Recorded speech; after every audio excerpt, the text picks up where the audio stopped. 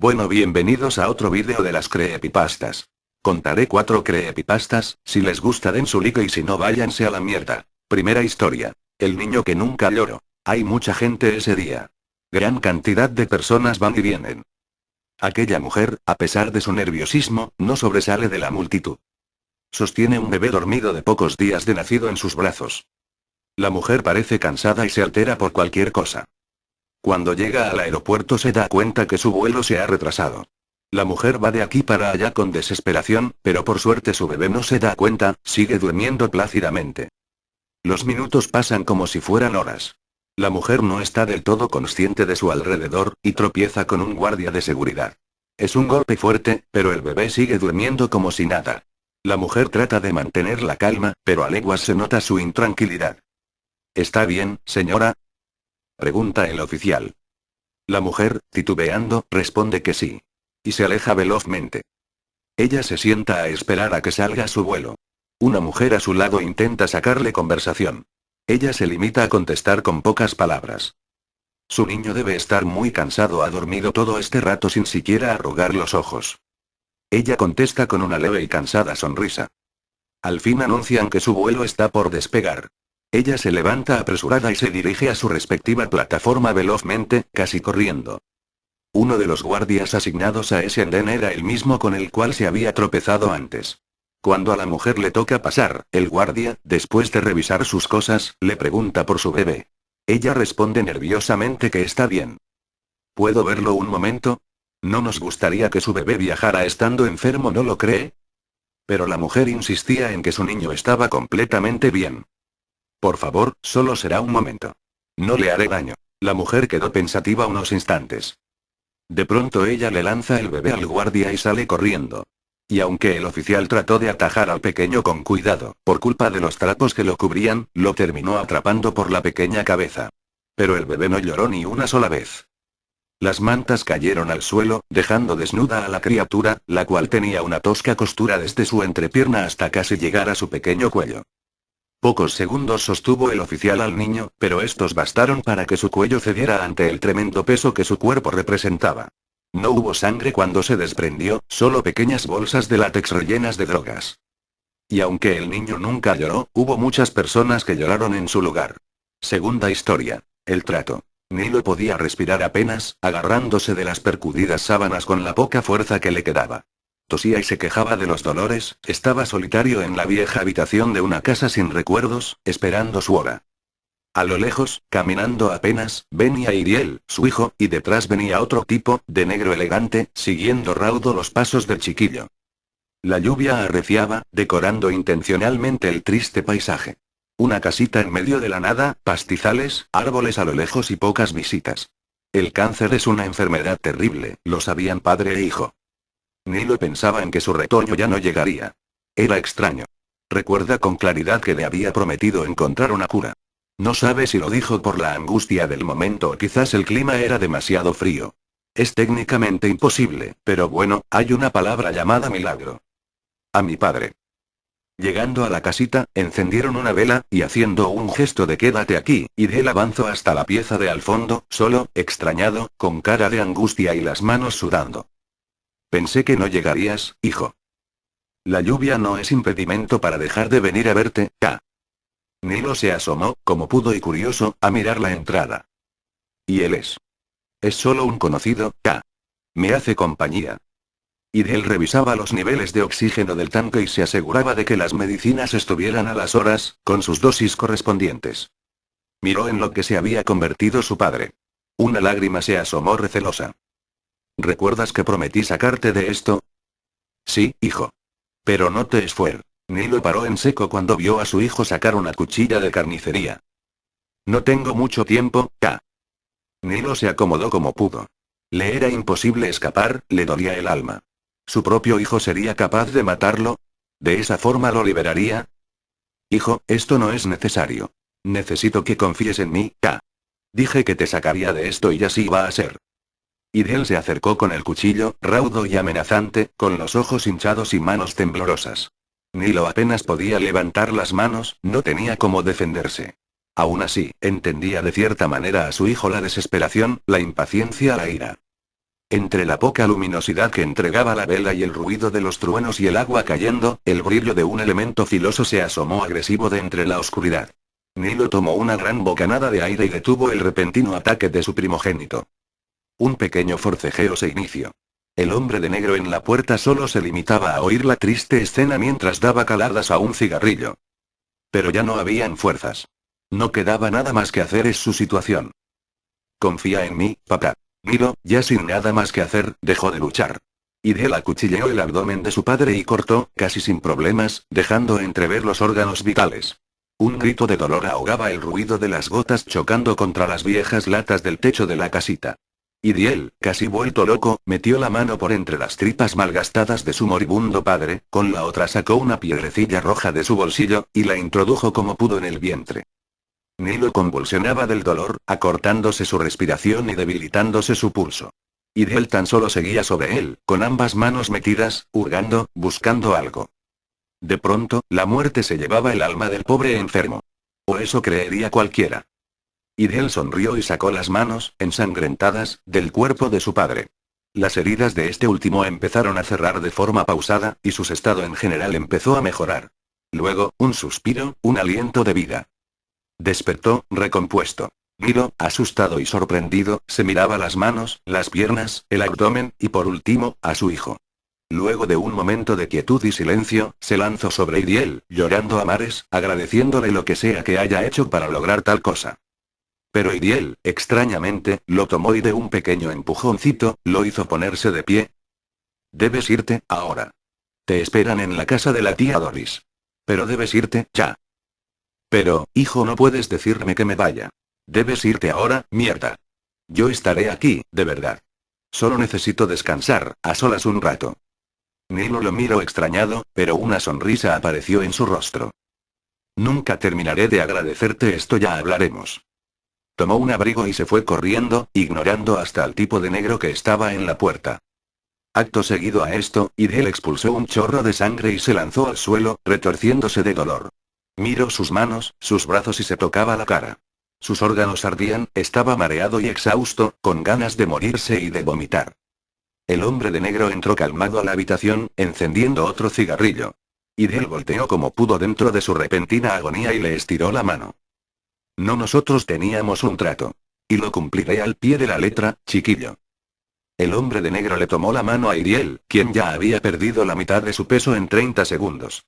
Aquel hombre dio un pequeño chasquido y a sus espaldas se formaba una pequeña sombra en el suelo. Idiel, ya moribundo, se dejó caer sonriente en los brazos del hombre de negro. Debes de amar mucho a tu padre para hacer esto. Idiel solo sonreía. El hombre acomodó al chiquillo e hizo aparecer su hoz. El agujero negro se enanchó un poco más y ambos desaparecieron entre la nubosidad maldita de un portal desconocido, dejando atrás un mar de dudas en Nilo, quien había llegado con algunos familiares para celebrar el milagro, pero no encontraba a su amado hijo por ningún lado. Más el trato. Creepypasta en español, creepypastas.com, Muebling Kicks 2/8 y tercera historia. Un tren al infierno. Cuenta la leyenda que dos atracadores fueron cercados por la policía y, en su huida, tuvieron que abandonar su vehículo de fuga y adentrarse en una estación de metro. En su desesperada carrera, comenzó un tiroteo en los pasillos de la estación, en el cual un certero disparo de uno de los ladrones impactó directamente en la frente de uno de los policías, matándolo al instante. En mitad de la confusión, y mientras el resto de agentes se parapetaban tras unas columnas, la pareja de delincuentes consiguió subirse a un tren mientras escuchaban a su espalda la detonación de más disparos de los policías. Pocos instantes después la máquina emprendió su marcha, escapando dentro de ella los ladrones. Era de noche y el vagón estaba prácticamente vacío, solo había 2 personas más en el tren que acababan de abordar. Un mugriento mendigo encapuchado que parecía inconsciente por su borrachera, aunque no soltaba una bolsa de papel con la cual protegía una botella de licor. Y un hombre con aspecto de abogado que, perfectamente trajeado, dormía con la boca abierta y muy probablemente se habría pasado de estación hacía bastante tiempo. Los atracadores, al comprobar que no estaban en peligro, empezaron a reír su suerte y a trazar un plan de fuga. Probablemente en la puerta de la próxima estación nos esté esperando la mitad de la policía de la ciudad. Así que, en cuanto bajemos de este trasto, tenemos que meternos corriendo en el túnel. Dentro ya buscaremos cómo escondernos o escapar, dijo el que parecía más inteligente de ambos. El otro, asintió mientras vigilaba al resto de pasajeros. La estación se acercaba y, asustados por la posibilidad de que un grupo de agentes armados les esperaran en el andén, se agazaparon bajo los asientos. De ese modo, los asientos servirían de parapeto en caso de comenzar de nuevo un tiroteo. Pero, para su sorpresa, el tren no solamente no se detuvo en la estación, sino que además aumentó su velocidad de marcha. Estos cabrones nos están tendiendo una trampa, seguro que nos quieren llevar a un lugar que ya tengan controlado para evitar que muera alguien más en la estación. Seguro que han dado la orden al maquinista para que no se detenga. Visiblemente asustados, comenzaron a caminar como locos por el interior del tren mientras buscaban un modo de escapar. Pero las puertas parecían selladas e incluso, disparando a la manilla que les permitía cambiar de vagón, no consiguieron su propósito. Una nueva estación pasó ante sus ojos a toda velocidad, pero esta vez se dieron cuenta de un detalle que en la anterior ocasión no detectaron. La gente que había en el andén esperando no parecía inmutarse, como si no pudieran ver la potente máquina que cruzaba a toda velocidad por la vía. El tren aumentaba su velocidad con cada metro recorrido y parecía adentrarse en las entrañas de la tierra. Pues cada vez se podía percibir con más claridad la inclinación del vagón y su vertiginoso descenso. ¿Qué mierda pasa aquí? Esto no lo está haciendo ningún policía, dijo el más callado. De repente la luz del tren comenzó a parpadear y tras cada momento de oscuridad el vagón parecía distorsionarse y volverse cada vez más tétrico. Una especie de material viscoso similar a la sangre comenzó a brotar de las paredes, los asientos que antes parecían nuevos envejecieron de golpe y se mostraban oxidados y con el plástico derretido. Era como si hubieran sido expuestos a altas temperaturas o alguien se hubiera dedicado a quemarlos con una llama. Aterrorizados e incapaces de articular palabra, vieron como una nueva estación se acercaba, pero esta vez no encontraron un andén a su paso. En su lugar había una especie de cámara de tortura en la que despellejaban vivo a un desdichado que gritaba de dolor mientras lloraba sangre. Las cámaras se sucedían una por una y la velocidad del tren se había aminorado, como para deleitar a sus pasajeros con las más crueles y brutales formas de torturar y causar dolor, que cada vez eran más sádicas y salvajes. De repente el tren se detuvo y el mendigo, que hasta el momento parecía inconsciente a causa de su borrachera, se levantó. Los atracadores se quedaron petrificados al observar bajo su capucha unos brillantes ojos amarillos y un rostro rojo adornado por una puntiaguda barba. «Tú te bajas aquí, estafador», dijo mientras levantaba con un solo brazo al hombre trajeado y lo lanzaba fuera del vagón. Inmediatamente un par de sombras que aparecieron del suelo le levantaron y llevaron hasta un foso lleno de gusanos. El estafador comenzó a gritar mientras los gusanos le atravesaban la piel y comenzaban a devorarle por dentro. «Estos gusanos te devorarán en vida, como tú lo hiciste al lucrarte como un parásito del trabajo y el dinero de los demás para llevar una vida de lujos», dijo el falso mendigo al que ya fácilmente se podía distinguir como un demonio. «Vosotros no tendréis tanta suerte, vosotros vais mucho más abajo». Al día siguiente las crónicas de todos los periódicos anunciaron la muerte de un policía y dos atracadores que fueron abatidos a pocos metros del tren en el que pretendían escapar. Cuarta historia. El mal padre. Durante los meses de octubre y noviembre el ambiente suele tomar una atmósfera de misticismo. El viento deja oír ese absorbente silbido durante las tardes y el ruido de las hojas de los árboles rodando por la calle se estremece a cualquiera. Hubo una época en que esto se tornó aún más oscuro, con la llegada de un personaje sumamente particular. Se trataba de un indigente que deambulaba por las calles hablando cuanta cosa se le ocurría. Un día estaba en una esquina y al otro podía estar sentado frente a tu casa. Una tarde, ya de regreso de la universidad, me topé con él, estábamos esperando a cruzar la calle y el semáforo tardó más de lo habitual en cambiar de color. Lo miré de reojo. Él se percató. «Buenas tardes, joven», dijo con una ronca voz. «¿Qué tal? Buenas tardes. ¿Usted sabrá en dónde puedo encontrar algún policía?» «Pues el puesto más cercano está en la zona centro, tendría que ir hasta allá», contesté al distraído anciano. «Es que, ¿sabe? Soy un mal padre». El semáforo cambió de color. «Disculpe, tengo que seguir mi camino». Él se quedó parado en aquella esquina, hablando solo. Los días pasaron y la gente comentaba de aquel indigente, decían que siempre estaba buscando algún policía o a la autoridad más cercana, ya que él era una persona mala y no quería andar en las calles. Una vez se encontró con una patrulla, se quiso subir pero los oficiales no lo dejaron. Como siempre se quedó hablando, suplicando que se lo llevaran. En casa no se hablaba mucho del tema. De hecho, mi padre me comentó que ese hombre ya tenía unos cuantos meses rondando pero no se dejaba ver, fue hasta hace unas semanas cuando comenzó con su paranoia de ser un asesino. Pero no se habían hecho reportes de violencia o muertes en la colonia ni en colonias aledañas, todos los veían como un loco más. El tema del loco fue opacado por el alumbramiento de nuestra gata, Muñeca. Mi hermana, mis sobrinos y yo estábamos emocionados por los 5 pequeños felinos. A mí en lo particular me agradó uno que era totalmente blanco, que decidí llamar Pupe.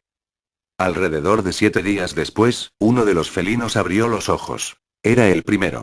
A la mañana siguiente mi hermana se llevó una gran sorpresa al descubrir la cabeza del mismo gato fuera de su caja, mientras que el cuerpo estaba aún junto a la mamá. Todos en casa nos desconcertamos, ya que Muñeca había sido muy cariñosa con sus crías y nunca mostró un mal comportamiento hacia ellos.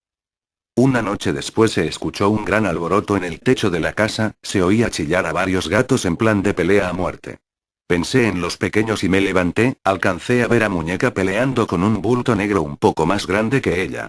Fui a revisar a los gatos y todos estaban durmiendo. A la siguiente noche fue lo mismo, se escuchó una tremenda pelea en el techo de la casa. Esta vez no me levanté. Por la mañana fui a ver a los gatos y encontré a Muñeca amamantando a Pupe, y con horror vi los cuerpos de los otros 3 totalmente descuartizados. Había patas y troncos fuera de la caja, uno de ellos partido a la mitad, y la cabeza de uno de los pequeños estaba despellejada. Dentro de la caja, aparte de Pupe, estaban los restos de uno de los gatos, con cabeza, pero sin extremidades, y tenía un gran hueco en el torso que hacía que se le vieran las costillas. Increíblemente el gato seguía con vida. A los pocos minutos murió. Triste por la forma en que murieron sus hermanos, tomé a Pupe y decidí llevarlo a mi cuarto. Lo puse en una caja, lo tapé con unos cuantos trapos y lo puse dentro de otra caja debajo de mi cama. No estaba dispuesto a correr el riesgo de que ese asqueroso gato negro regresara para terminar su trabajo. Eran cerca de las 4 de la madrugada cuando una fuerte sacudida me despertó. Escuché gatos gritando debajo de mi cama.